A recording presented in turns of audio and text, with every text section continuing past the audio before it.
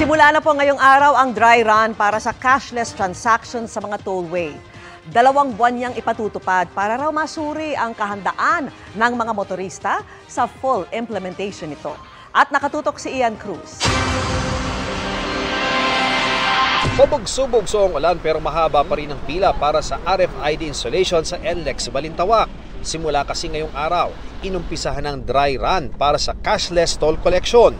Kaya naman si Cecil Cruz, pinalitan ng hindi gumaganang RFID sticker sa nabiling sasakyan.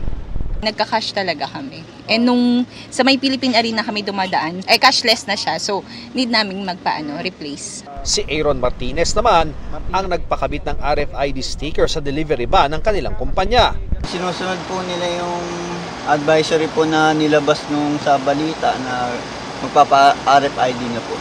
Ayon sa Toll Regulatory Board, tatagal ng 2 buwan ang dry run para malaman kung pwede nang ipatupad ang full implementation ng cashless toll collection. Hindi naman lahat ng plaza kasali sa dry run gaya ng Balintawak Toll Plaza ng NLEX na may cash lanes pa rin. Pero kapansin-pansin na mahaba ang pila ng mga truck na nagpapakabit ng RFID sticker. 9 na toll plaza para sa auto sweep at 13 naman sa Easy Trip subscribers ang kasama sa dry run sa linggong ito. Madaragdagan daw ito kada linggo dahil dry run pwede namang dumaan at magbayad ng cash pero hihikayatin na rin silang magpakabit ng RFID. Sa ngayon, tinatayang 20 to 30% pa raw ng mga motorista ang gumagamit ng cash lanes na nais nang matuldukan. Kapag nagtagumpay ang dry run, pwede nang irekomenda ng TRB sa Department of Transportation ang full implementation ng cashless toll collection.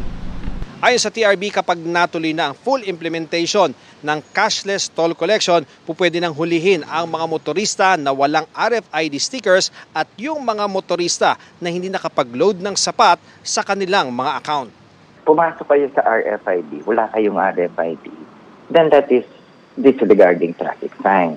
Meron din po yung wala kayong load. Alam niyo naman, bago kayo dapat pumasok dyan, you have enough load. You will be obstructing traffic. That is a traffic obstruction, another violation. Para sa GMA Integrated News, Ian Cruz, nakatutok 24 oras. Mga kapuso, kasama niyo kami 24 oras. Mag-subscribe sa GMA Integrated News sa YouTube. Sa mga kapuso abroad, bisitahin ang GMA Pinoy TV at www.gmanews.tv.